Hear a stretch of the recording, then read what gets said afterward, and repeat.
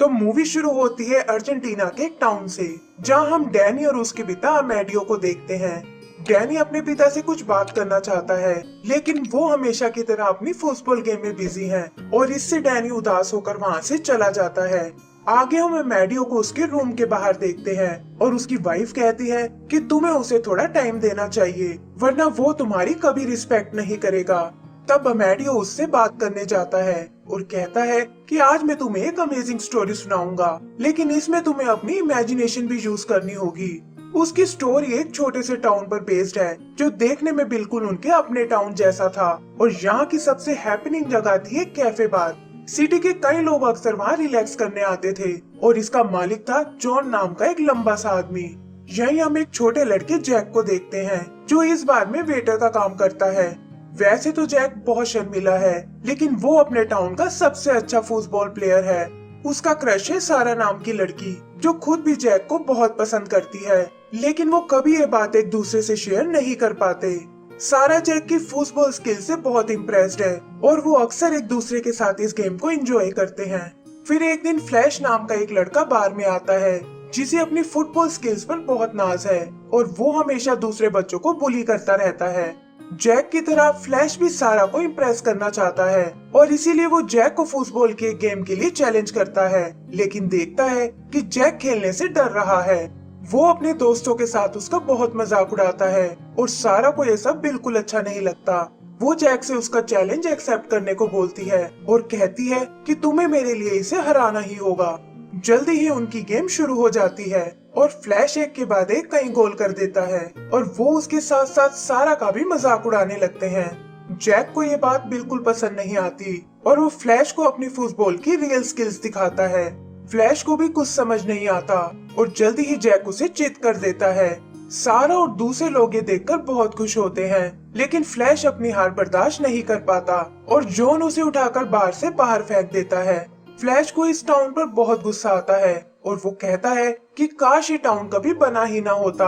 तभी उससे मिलने एक आदमी वहाँ आता है, जो असल में किसी फुटबॉल क्लब का मैनेजर है और कहता है कि मैं बदला लेने में तुम्हारी मदद कर सकता हूँ। आगे का सीन कुछ साल बाद का है, जहाँ जैक अब बड़ा हो चुका है और अभी भी उसे फुटबॉल में उतना ही इंटरेस्ट है। तभी उससे मिलने सारा वहाँ आती है और बताती है कि उसे एक आर्ट कॉलेज में एडमिशन मिल गया है, जिसके लिए उसे टाउन से बाहर जाना होगा। जैक ये सुनकर उदास हो जाता है, लेकिन अभी भी उसे अपने दिल की बात नहीं कह पाता और कहता है कि मुझे भी अपनी फुटबॉल स्किल्स को और इम्प्रूव करना है।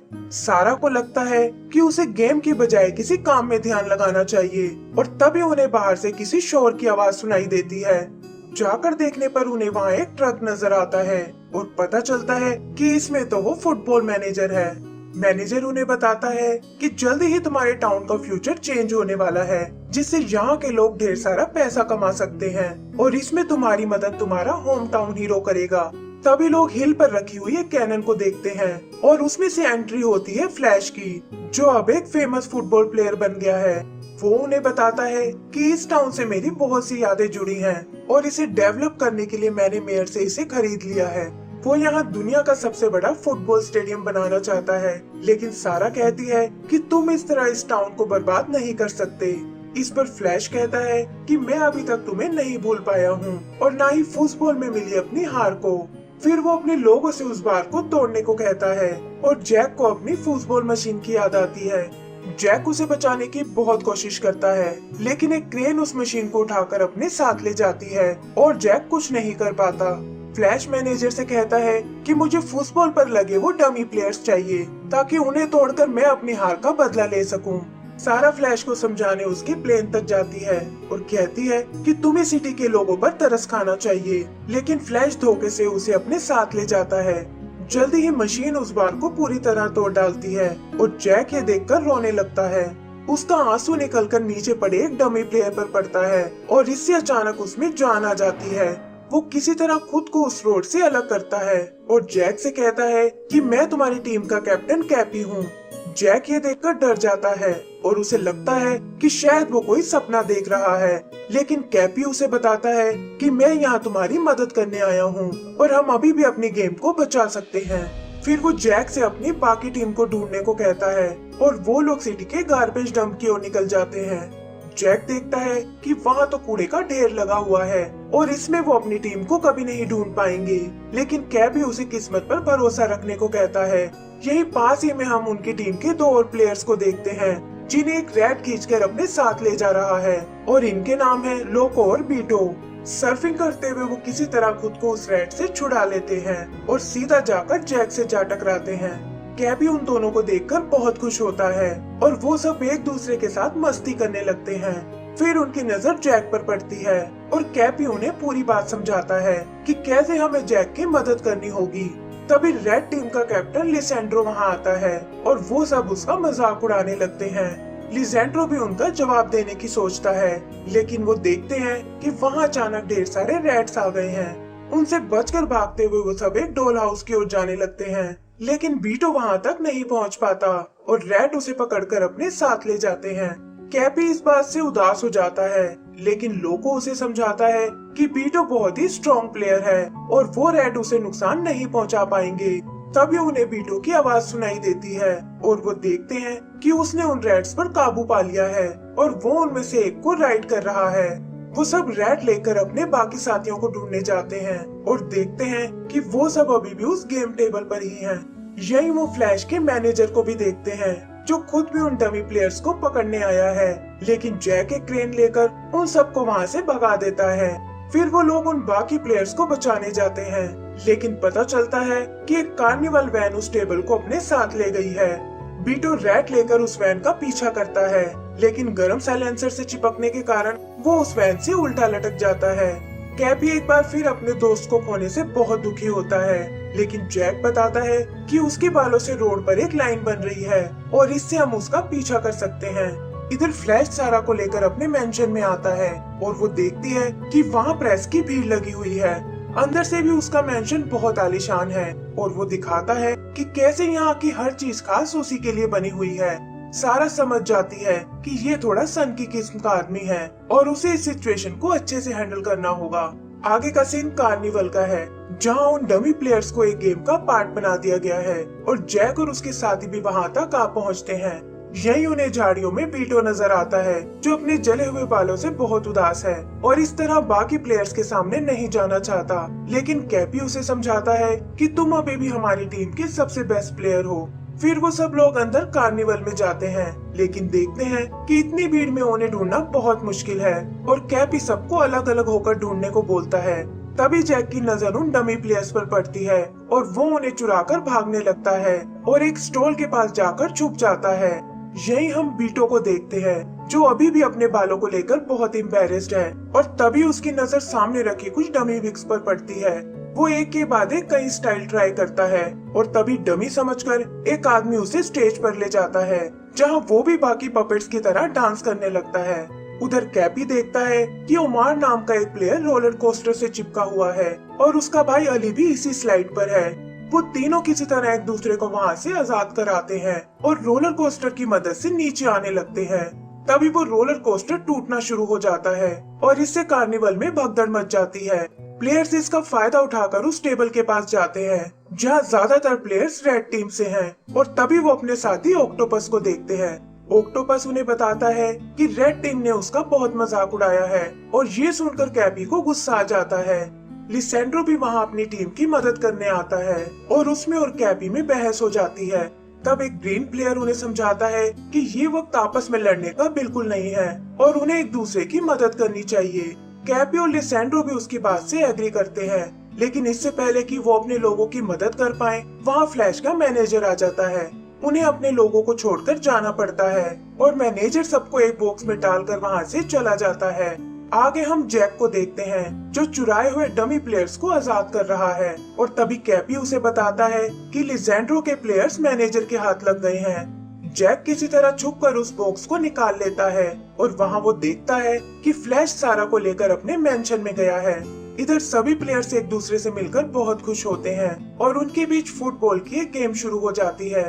तभी कैपी जैक को उदास बैठा हुआ देखता है और जैक उन्हें बताता है कि सारा फ्लैश के कब्जे में है और उसे हमारी मदद की जरूरत है।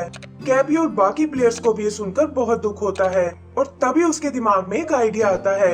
पता चलता है कि उन्होंने अपने प्लेयर्स को वापस गाड़ी में रख दिया है और ड्राइवर की जगह जैक ने ले ली है ताकि वो फ्लैश के मेंशन में घुस सके, और जल्दी ही उनका ये प्लान कामयाब हो जाता है। मैनेजर फ्लैश को वो डमी प्लेयर दिखाता है, लेकिन फ्लैश कहता है कि इसमें तो बहुत से प्लेयर कम हैं, और वो जल्दी से उसे और प्लेयर्स ढूंढने को कहता है। फिर वो सारा को लेकर अपनी एक सीक्रेट लैब में जाता है और जैक भी जाते हुए उन्हें देख लेता है। फ्लैश सारा को दिखाता है कि यहाँ वो अलग अलग एनिमल्स पर एक्सपेरिमेंट कर रहा है ताकि अपने लिए और बेहतर प्रोडक्ट बना सके। आगे वो बताता है कि मैं इन प्लेयर्स को तोड़कर अपने शूज के लिए स्पाइक्स बनाना चाहता हूँ ताकि हमेशा के लिए ये मेरे कदमों के नीचे रहें, और ये कहकर वो उन्हें एक मशीन में डाल देता है। इधर बाकी प्लेयर्स उस लैब के गेट को तोड़ डालते हैं और जैक फ्लैश पर अटैक कर देता है, लेकिन देखता है कि वो उससे कहीं ज्यादा ताकतवर है। सारा उसे रोकने की कोशिश करती है, लेकिन फ्लैश उसे धकेलकर एक मशीन पर गिरा देता है और इससे वहाँ सारे एनिमल्स आजाद हो जाते हैं। उधर बाकी प्लेयर्स अपने दोस्तों को बचाने की कोशिश करते हैं, लेकिन कुछ बर्ड्स के अटैक के कारण कैपी और लिसांड्रो नीचे मशीन में जा गिरते हैं। मशीन उन्हें कुचलने की कोशिश करती है, लेकिन उनके दोस्त एक बर्ड की मदद से उन्हें बचा लेते हैं। जैक मौका देखकर फ्लैश को एक किक मारता है और वो और सारा लैब से बाहर निकल जाते हैं। तभी एक प्लेयर से निकला नट उस मशीन में जा गिरता है, जिससे बनी चिंगारी उस लैब को नष्ट कर देती है और इस धमाके से सारे प्लेयर्स बाहर आ गिरते हैं। फ्लैश भी प्रेस से झूठ बोलता है और कहता है कि ये सब तो एक मामूली एक्सीडेंट है। इधर सारा जैक पर बहुत नाराज होती है और पूछती है कि आखिर अपनी जान मुसीबत में डालने की क्या जरूरत थी, और तुम्हें क्या लगा कि मैं तुम्हारी हिम्मत देखकर इम्प्रेस हो जाऊंगी। ये सुनकर जैक को एक आइडिया आता है और वो फ्लैश को फुटबॉल की एक और गेम के लिए चैलेंज करता है। फ्लैश भी उसकी बात मान जाता है, लेकिन कहता है कि अब हमें बच्चों वाले गेम नहीं खेलने चाहिए और हमारा मुकाबला एक असली फुटबॉल गेम का होगा। जैक ये सुनकर सोच में पड़ जाता है, क्योंकि उसने रियल फुटबॉल कभी नहीं खेला, लेकिन उसे फ्लैश की शर्त माननी पड़ती है। तब सारा कहती है कि बिना बैट के कोई गेम नहीं हो सकती, और अगर फ्लैश ये गेम हार गया तो उसे हमारी सिटी को खाली करना होगा। फ्लैश को इससे कोई एतराज नहीं होता और उसके लोग टाउन में मटेरियल लाने लगते हैं ताकि गेम के लिए वहाँ एक स्टेडियम बना सकें। खेलने के लिए फ्लैश दुनिया की बेस्ट टीम को लेकर आता है और उधर जैक और सारा भी टाउन में लोगों से मदद मांगने जाते हैं, लेकिन कोई उनकी टीम में आने को तैयार नहीं होता। तब जैक अपने लिए एक यूनिक टीम बनाता है, जिसमें बाहर के कुछ लोगों के साथ साथ एक पुलिस वाला, एक चोर, एक प्रीस्ट और यहाँ तक कि एक होमलेस पर्सन भी शामिल है। वो सब लोग अपनी ट्रेनिंग शुरू करते हैं, लेकिन जैक देखता है कि अभी भी उन्हें एक और प्लेयर की जरूरत है। तब एक लड़का उन्हें अपनी दादी को इंक्लूड करने को कहता है और जैक दादी से रिक्वेस्ट करता है कि मैच से पहले आप शेविंग बिल्कुल मत करना। उधर मैनेजर स्टेडियम को कंप्लीट करने में लग जाता है और जैक डमी प्लेयर्स के साथ अपनी स्ट्रेटजी पे काम करता है। एक टाइम पर उसे लगता है कि शायद उन लोगों ने गलत पंगा ले लिया है, क्योंकि वो फ्लैश की टीम के सामने नहीं टिक पाएंगे, लेकिन कैपी उसे खुद पर भरोसा रखने को बोलता है। तभी उसे सारा की रोने की आवाज आती है और वो उससे इसका कारण पूछने जाता है। सारा बताती है कि काश उसने वो टाउन वाली शर्त ना रखी होती और अब उसकी वजह से सब कुछ बर्बाद होने वाला है। तब जैक उसे अपनी टीम पर भरोसा रखने को कहता है और बताता है कि हम लोग ये मैच जरूर जीतेंगे। फिर जल्दी ही वो स्टेडियम बनकर तैयार हो जाता है, जहां आसपास के शहरों से हजारों लोग आए हैं और जैक भी कैपी के साथ वहां पहुंच जाता है। मैनेजर इस मैच का टेलीकास्ट पूरी दुनिया में करना चाहता है और बताता है कि स्पॉन्सर्स हमें इसके लिए बहुत पैसा देने वाले हैं। रेफरी दोनों टीमों को एक दूसरे से इंट्रोड्यूस कराता है और ऐसा लगता है जैसे लोगों ने अपना विनर पहले ही चुन लिया है। डमी प्लेयर्स भी वहां उन्हें सपोर्ट करने आते हैं और प्रेयर करते हैं कि जीत आखिर में जैक की टीम की हो, लेकिन सारा अंदर से बहुत घबराई हुई होती है। फिर रेफरी के इशारा करते ही मैच शुरू हो जाता है और लोग देखते हैं कि जैक की टीम को खेल का कोई एक्सपीरियंस नहीं है, लेकिन फ्लैश की टीम इसे बहुत एंजॉय करती है और जल्दी ही वो अपना पहला गोल कर लेते हैं। जैक अपने प्लेयर से हिम्मत रखने को कहता है, लेकिन वो भला फ्लैश की तेजी का मुकाबला कैसे कर सकते थे। सारा और डमी प्लेयर्स भी ये देखकर परेशान हो जाते हैं, क्योंकि स्कोर ऑलरेडी 2-0 हो चुका है और जैक को भी लगता है कि गेम उनके हाथ से निकल रही है। तब मैनेजर फील्ड पर फ्लैश को कॉल करता है और उसे बताता है कि तुम्हें इस गेम को थोड़ा एक्साइटिंग बनाना होगा, वरना लोगों का इंटरेस्ट खत्म हो जाएगा और स्पॉन्सर हमें इसका कोई पैसा नहीं देंगे। ये सुनकर फ्लैश की टीम उनसे मजे लेने लगती है और इस चक्कर में जैक की टीम को बहुत तकलीफ होती है। कैपी भी समझ जाता है कि अब उन्हें ही कुछ करना होगा और वो अपने प्लेयर्स को लेकर फील्ड में आ जाता है। छुपते हुए वो जैक की टीम को सपोर्ट करने लगते हैं और गोल रोकने के साथ साथ गोल करने में भी उनकी बहुत मदद करते हैं। सारा ये देखकर खुशी से पागल हो जाती है और फ्लैश को समझ नहीं आता कि आखिर ये सब क्या हो रहा है। तभी भागते हुए जैक अचानक नीचे गिर जाता है, जहां उसकी नजर कैपी पर पड़ती है और वो समझ जाता है कि ये सब डमी प्लेयर्स कर रहे हैं। वो उसे चीटिंग करने से मना कर देता है और कहता है कि उसकी टीम यहाँ अपनी मेहनत से जीतने आई है। कैपी भी अपनी टीम को फील्ड से बाहर चलने को बोलता है और फिर जल्दी ही जैक की टीम अपना दूसरा गोल कर देती है। ये देखकर सब लोग खुशी से चीखने लगते हैं और जैक की टीम का कॉन्फिडेंस 7वें आसमान पर पहुंच जाता है। मैच खत्म होने में बस 2 ही मिनट का वक्त बचा है और यहाँ जैक बॉल को एक बार फिर नेट की ओर भेजता है, लेकिन पोल से टकराकर वो ऊपर की ओर उछल जाती है। जैक उसे एक हेडर लगाना चाहता है और फ्लैश उसे रोकने के लिए उसके पैर पर हिट करता है। सारा और डमी प्लेयर्स को ये देखकर बहुत गुस्सा आता है और रेफरी भी उन्हें पेनल्टी शॉट देने से मना कर देता है। तभी जैक देखता है कि फ्लैश बॉल को लेकर सीधा गोल की ओर जा रहा है और वो भी लड़खड़ाते हुए उसके पीछे जाने लगता है। वो उसे रोकने की बहुत कोशिश करता है, लेकिन बॉल लुढ़कती हुई सीधा गोल पोस्ट में चली जाती है और रेफरी फ्लैश को विनर अनाउंस कर देता है। जैक के साथ साथ सारा और कैपी का भी दिल टूट जाता है, लेकिन लोको कैपी को बताता है कि तुम्हें इस सन्नाटे को ध्यान से सुनना चाहिए क्योंकि पब्लिक इस रिजल्ट से बिल्कुल खुश नहीं है। उधर फ्लैश अपनी जीत की खुशी मनाने लगता है और सारा भागती हुई सीधा जैक के पास आती है और उसे बताती है कि तुमने अपनी तरफ से बहुत मेहनत की है। फिर वो फाइनली एक दूसरे को प्रपोज करते हैं और दूसरी टीम का प्लेयर भी जैक को अप्रिशिएट करने आता है। फ्लैश इस बात से बिल्कुल खुश नहीं होता और कहता है कि पब्लिक शायद पागल हो गई है। तब मैनेजर उसे बताता है कि पब्लिक ने अपना फैसला कर लिया है और तुम्हारे स्टार बनने के दिन भी अब खत्म हो चुके हैं। ये कहकर वो सीधा जैक की ओर चला जाता है और ऐसा लगता है जैसे हार कर भी जैक की टीम ने काफी दिल जीत लिए हैं। इसी के साथ अमेडियो की स्टोरी भी खत्म हो जाती है और एलेक्स उससे उस टाउन के बारे में पूछता है। अमेडियो बताता है कि टाउन के लोगों ने उस जगह को हमेशा के लिए छोड़ दिया और उसके पास ही अपना एक नया टाउन बना लिया। जैक और सारा की आपस में शादी हो गई और भगवान ने उन्हें एक सुंदर सा बेटा दे दिया।